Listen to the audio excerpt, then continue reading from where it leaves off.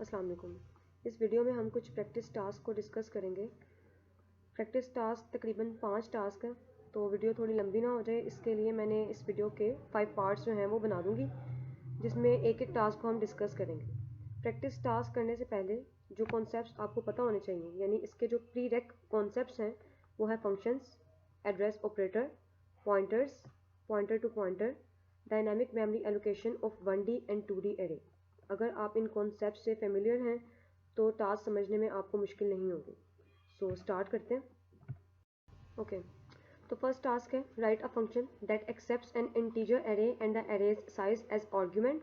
The function should create a new array that is twice the size of the argument array.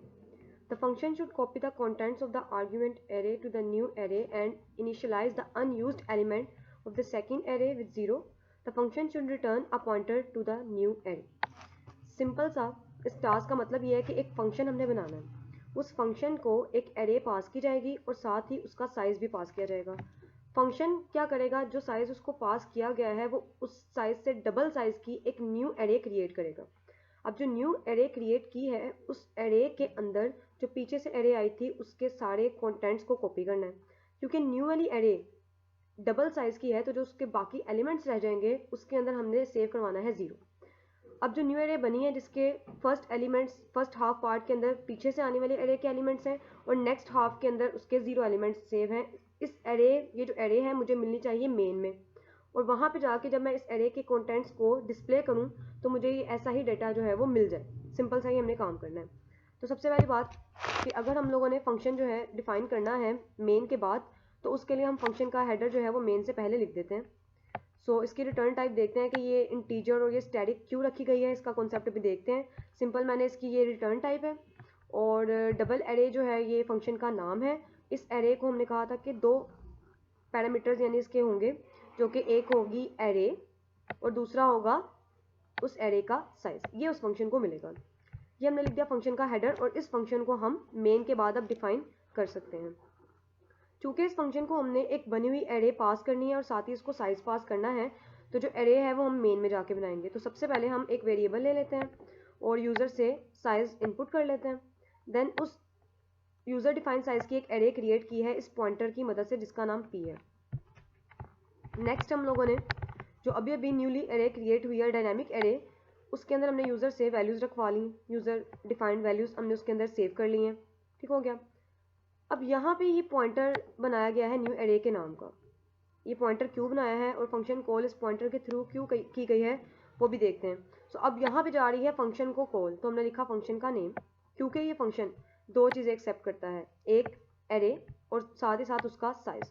तो array हमारी बनी थी इस p pointer की मदद से, तो मैंने यहाँ पे एरे का नाम यानी कि उस पॉइंटर का नाम यहाँ पे पास किया है। ऑटोमेटिकली इस न्यू एरे के 0 इंडेक्स का एड्रेस यहाँ पे पास हो जाएगा। सही हो गया। और अगर मुझे 0 इंडेक्स का एड्रेस मिल जाए तो एरे के बाकी एलिमेंट्स को हम इजीली एक्सेस कर सकते हैं। और हमने कहा था भी इस जो फंक्शन को एक साइज़ मिलेगा।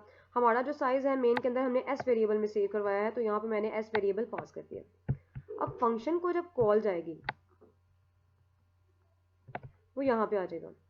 हमने करना ये था कि फंक्शन को जो साइज़ मिलता है उस फंक्शन ने इस साइज़ से डबल साइज़ की एक एरे क्रिएट करनी है।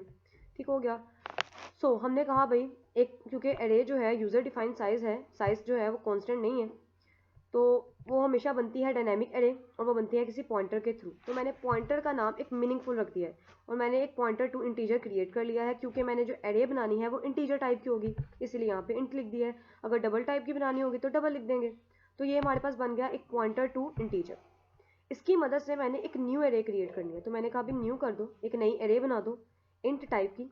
अब उसका साइज़ क्या था, जो पीछे से साइज़ पास हुआ है उससे डबल साइज़ का, तो मैंने कह दिया अभी साइज़ मल्टीप्लाई बाय 2 कर देना। अब डबल साइज़ की एक एरे जो है वो क्रिएट हो जाएगी डायनामिकली। और ये चीज़ याद रहे क्योंकि ये जो पॉइंटर क्रिएट हुआ है वो इस फंक्शन के स्कोप के अंदर क्रिएट हुआ है। तो इसके अंदर क्रिएट हुआ है, इसका मतलब जब इस फंक्शन का स्कोप फिनिश होगा तो चूंकि ये स्टैक पे बना होगा तो स्टैक से सारी चीज़ें रिमूव हो जाएंगी जो इस फंक्शन के अंदर बनी थी। ठीक है। इसका मतलब यहाँ पे हमें करना ये होगा कि जैसे ही ये फंक्शन फिनिश होगा तो ये पॉइंटर तो डिलीट हो जाएगा और इसी पॉइंटर की मदद से ही तो हम न्यू एरे को एक्सेस कर पा रहे थे। तो इस न्यू एरे के जीरो इंडेक्स का एड्रेस इस पॉइंटर में सेव है, जो कि इसके फंक्शन के स्कोप के खत्म होने के बाद रिमूव हो जाएगा। और अगर ये पॉइंटर रिमूव हो गया तो ये मेमोरी हम कभी भी एक्सेस नहीं कर पाएंगे। तो हमें करना ये है कि इस फंक्शन के स्कोप खत्म होने से पहले पहले इस पॉइंटर के अंदर जो न्यू एरे के जीरो इंडेक्स का एड्रेस है वो मुझे रिटर्न करना है। इसीलिए हमने इस फंक्शन की जो रिटर्न टाइप थी, क्योंकि हमने एड्रेस रिटर्न करना है ना, तो हमने कह दिया भाई हमें रिटर्न टाइप जो है वो एक पॉइंटर टू इंटीजर होगा, यानी एक एड्रेस होगा। वो एड्रेस किसका है? एक इंटीजर टाइप वाले बॉक्स का है, क्योंकि वो हमारी न्यू वाली एरे के जीरो इंडेक्स का एड्रेस है। और एरे किस टाइप की थी? इंट टाइप की थी। ठीक हो गया। इसीलिए इस फंक्शन की रिटर्न टाइप इंट स्टैटिक है। और इसीलिए ही हमने फंक्शन कॉल पे, क्योंकि ये मुझे एड्रेस रिटर्न करेगा, तो एड्रेस रिटर्न करने के लिए हम पॉइंटर्स को ही इस्तेमाल करते हैं। इसीलिए मैंने यहाँ पे एक पॉइंटर क्रिएट किया और ये फंक्शन मुझे एड्रेस रिटर्न करेगा जो कि इस पॉइंटर में सेव हो जाएगा। और उस न्यू एरे का जो कि इस फंक्शन के स्कोप में बनी थी, मुझे यहाँ पे एड्रेस मिल जाएगा। और अगर मुझे एड्रेस मिल जाएगा तो बड़ी ही आसानी से हम उस पूरी एरे के बाकी के ब्लॉक्स को या कंटेंट्स को एक्सेस कर सकते हैं। फिर हमने करना ये था, न्यू एरे बन गई, पता भी चल गया कि रिटर्न टाइप क्या होगी उसकी। फिर हमने इस न्यू एरे के अंदर जो पीछे से आने वाली एरे थी उसके एलिमेंट्स को कॉपी करना है। तो ये हमने एक लूप लगा दिया है लेस देन साइज तक, और ये सारे के सारे एलिमेंट्स हो गए को। अब चूंकि न्यू एरे डबल साइज की थी, ठीक हो गया। अब जब डबल साइज की थी तो इस न्यू एरे के जो बाकी एलिमेंट्स रह गए हैं उसके अंदर हमने जीरो सेव करवाना है। तो अब मैंने इसका जो लूप लगाना है वो मैंने साइज से स्टार्ट करना है। ठीक हो गया। साइज से स्टार्ट करेंगे क्योंकि डबल साइज किया तो साइज इंटू 2 से लेस तक चलेगा और बाकी के सारे एलिमेंट्स में क्या आ जाएगा? जीरो। और इसका स्कोप खत्म होने से पहले हमने कह दिया अभी न्यू एरे जो कि एक पॉइंटर है जिसके अंदर इस न्यूली क्रिएटेड एरे का जीरो इंडेक्स का एड्रेस है वो रिटर्न कर देंगे। और जैसे ही इस फंक्शन का स्कोप खत्म होगा तो ये जो न्यू एरे के नाम का पॉइंटर था ये स्टैक से रिमूव हो जाएगा। लेकिन मसला कोई नहीं है, क्योंकि हमने इसका एड्रेस मेन को रिटर्न कर दिया है। तो हम जो हीप पे एरे बनी थी न्यू वाली जो कि डबल साइज की है उसको हम आसानी से एक्सेस कर पाएंगे।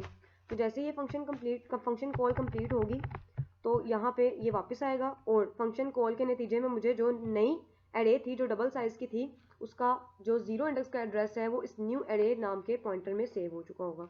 अब मैंने जो न्यू एरे है उसके कंटेंट्स को डिस्प्ले करना है, तो लूप लगाते हैं i = 0 से स्टार्ट करते हैं। और चूंकि डबल साइज की एरे है और साइज हमारे पास मेन के अंदर s के अंदर मौजूद है तो s इंटू 2 से लेस देन तक वो चलेगा। और न्यू एरे के कंटेंट्स दिखाएंगे न्यू एरे ऑफ i करके। देन क्योंकि हमने अब एक न्यू एरे भी क्रिएट किया और एक इस मेन के फंक्शन में भी एरे पास की गई थी तो दोनों को डिलीट भी करना है। तो हमने कहते हैं डिलीट कर दो उस सारी एरे को जो p पॉइंटर की मदद से बनी थी और p में 0 सेव करवा दिया। और फिर डिलीट कर देना उस सारी एरे को जो कि न्यू एरे नाम के पॉइंटर की मदद से क्रिएट की गई थी और फिर न्यू एरे नाम के पॉइंटर में भी 0 रखवा दिया। ठीक हो गया। Thank you.